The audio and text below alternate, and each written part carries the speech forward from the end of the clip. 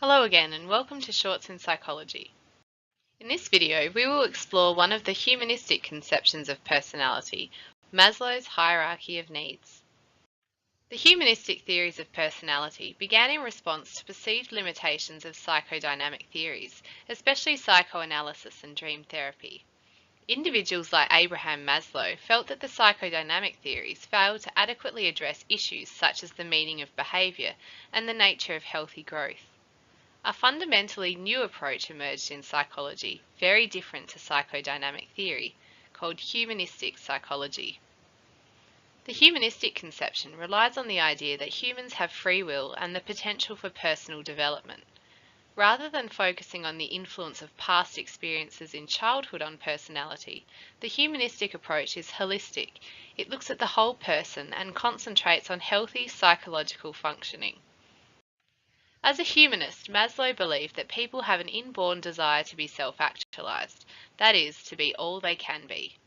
In order to achieve these ultimate goals, however, a number of more basic needs must be met, such as the need for food, safety, love, and self-esteem. Some needs take precedence over others, and once one level is fulfilled, we will be motivated to achieve the next need in the hierarchy. Maslow's hierarchy is most often displayed as a pyramid. The lowest levels of the pyramid are made up of the most basic needs, while the most complex needs are at the top of the pyramid. There are 5 different levels of Maslow's hierarchy of needs. This 5-stage model can be divided into deficiency needs and growth needs. The first 4 levels are often referred to as deficiency or basic needs, and the top level is known as growth or being needs. Deficiency needs arise due to deprivation. Satisfying these lower level needs is important in order to avoid unpleasant feelings or consequences. They motivate people when they are unmet, and the motivation to fulfill such needs will become stronger the longer the duration they are denied. For example, the longer a person goes without food, the more hungry they will become. When a deficit need has been more or less satisfied, it will go away, and our activities become habitually directed towards meeting the next set of needs that we have yet to satisfy. These then become our salient needs.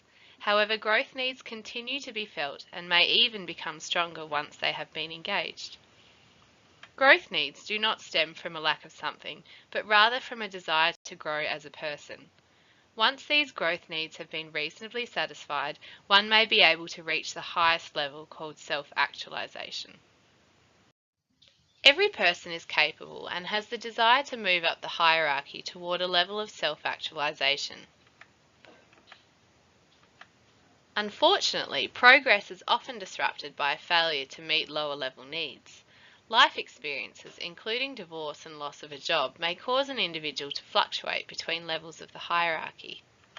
Therefore, not everyone will move through the hierarchy in a unidirectional manner, but may move back and forth between the different types of needs.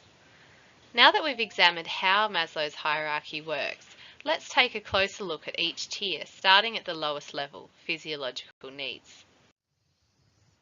Needs at the bottom of the pyramid are basic physical requirements that are vital to our survival, including the need for food, water, sleep, sex, and warmth. If these needs are not satisfied, the human body cannot function optimally. Maslow considered physiological needs the most important, as all the other needs become secondary until these needs are met. Once these lower level needs have been met, people can move on to the next level of needs, which are for safety and security. People want control and order in their lives, so this need for safety and security contributes largely to behaviours at this level. Basic safety and security needs include financial security, law and order, health and wellness, and safety against accidents and injury. Finding a job, obtaining health insurance and healthcare, contributing money to a savings account, and moving into a safer neighbourhood are all examples of actions motivated by the security and safety needs. After physiological and safety needs have been fulfilled, the third level of human needs is social and involves feelings of belongingness. The need for interpersonal relationships motivates behaviour. Examples include friendship, intimacy, trust and acceptance, receiving and giving affection, and love. Affiliating and being part of groups such as religious groups, sports teams, book clubs, and other group activities are also an important part of love and belonging. At the fourth level in Maslow's hierarchy is the need for appreciation and respect. People have a need to accomplish things and then have their efforts recognized. Esteem needs can therefore be classified into two categories: esteem for oneself, dignity, achievement, mastery, independence, and the desire for reputation or respect from others, including status and prestige. People need to sense that they are valued by others and feel that they are making a contribution to the world. Participation in professional activities, academic accomplishments, athletic or team participation, and personal hobbies can all play a role in fulfilling the esteem needs. People who are able to satisfy the esteem needs by achieving good self-esteem and the recognition of others tend to feel confident in their abilities. Those who lack self-esteem and the respect of others can develop feelings of inferiority. At the very peak of Maslow's hierarchy are the self-actualization needs. What a man can be, he must be, Maslow explained, referring to the need people have to achieve their full potential as human beings. According to Maslow's definition of self-actualization, it may be loosely described as the full use and exploitation of talents, capabilities, and potentialities. Such people seem to be fulfilling themselves and to be doing the best that they are capable of doing. They are people who have developed or are developing to the full stature of which they are capable. Although we are all theoretically capable of self-actualizing, most of us will not do so, or only to a limited degree. Maslow estimated that only 2% of people would reach the state of self-actualization. Some of the key characteristics of self-actualized people includes having frequent peak experiences. These are moments of transcendence in which a person emerges feeling changed and transformed. Self-actualizing people are self-aware and concerned with personal growth, focusing on the journey rather than the destination. They are less concerned with the opinions of others, not feeling the need to make themselves seem special or different. They are just themselves. They have a high value for humanity and human goodness, are grateful and generous. They enjoy applying their problem-solving skills to real-world situations, and they like helping other people improve their own lives. Self-actualized people are visionary, spontaneous in thought and action, creative, and have a thoughtful sense of humour. Self-actualized individuals also value their privacy and enjoy solitude. While they also love the company of others, taking time to themselves is essential for their personal discovery and cultivating their individual potential. This is quite an extensive list of characteristics, but is a summary only. There are many others that can be possessed by self-actualized individuals. It is important to note that Maslow's five-stage model has been expanded to include cognitive and aesthetic needs, and later transcendence needs. However, I'm not going to go into these 3 additional tiers in this video, as it is not essential for you to know these levels for the end-of-year exam. Having a simple awareness of the fact that the hierarchy has subsequently been expanded is enough. The most significant limitation of Maslow's theory concerns his methodology. Maslow formulated the characteristics of self-actualized individuals from undertaking a qualitative method called biographical analysis. He looked at the biographies and writings of 18 people he identified as being self-actualized. From these sources, he developed a list of qualities that seemed characteristic of this specific group of people, as opposed to humanity in general. Not only is this method extremely subjective, but Maslow focused on a small sample of highly educated white males, including Abraham Lincoln, Albert Einstein, and Beethoven. Although Maslow did study self-actualized females such as Eleanor Roosevelt and Mother Teresa, they comprised a small proportion of his sample. This makes it difficult to generalize his theory to females and individuals from lower social classes or different ethnicity, thus questioning the population validity of Maslow's findings. Another criticism concerns Maslow's assumption that the lower needs must be satisfied before a person can achieve their potential and self-actualize. This is not always the case. Through examining cultures in which large numbers of people live in poverty, such as India, it is clear that people are still capable of higher order needs, such as love and belongingness. However, this should not occur, as according to Maslow, people who have difficulty achieving very basic physiological needs are not capable of meeting higher growth needs. Also, many creative people, such as authors and artists like Rembrandt and Van Gogh, lived in poverty throughout their lifetime, yet it could be argued that they achieved self-actualization. The other criticism is that needs cannot be ordered in a linear fashion, such as in Maslow's hierarchy. Psychologists now conceptualize motivation as a pluralistic behavior, whereby needs can operate on many levels simultaneously. A person may be motivated by higher growth needs at the same time as lower level deficiency needs. Let's finish by looking at a few past exam questions on the humanistic conception of personality.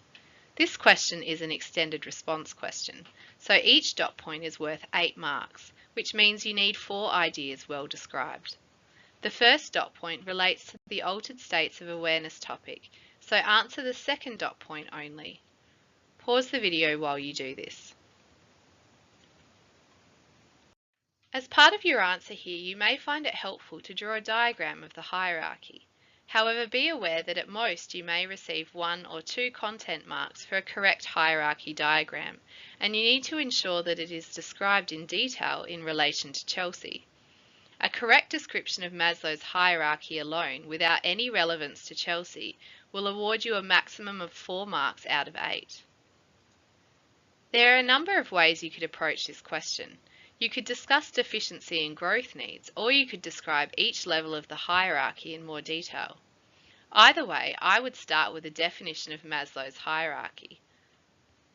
Then you need to ensure that the rest of your answer relates to the development of Chelsea's personality. For example, Chelsea has achieved physiological and safety needs, as she has a position as an accountant, which provides her safety needs such as financial security, but also helps her meet her physiological needs such as shelter, food and drink.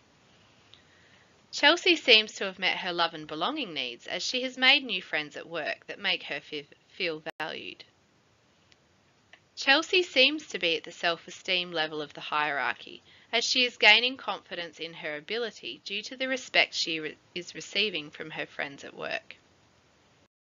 Time for another question. This one is a bit different to the questions we have examined in the personality video series so far. Pause the video and see how you go answering it. There are many differences you could discuss here. Either way, 2 marks are allocated to each conception, so make sure you describe the difference between the two fully. Some of the differences you could discuss here include pessimistic versus optimistic. Humanism does not see conflict and repression as inevitable, as do psychodynamic approaches. It is more optimistic or positive in its view of human nature. It focuses on the healthy personality rather than on abnormality, as is the case in psychodynamic conceptions. Deterministic versus growth over the lifespan. The humanistic approach argues for healthy growth, whereas the psychodynamic one does not offer a description of how to develop. Unconscious versus free will. The humanistic approach holds that humans have free will. This ability to make choices also allows an individual to deliberately seek out value and meaning. How an individual chooses to find such meaning or value determines their personal identity, which distinguishes them from other people.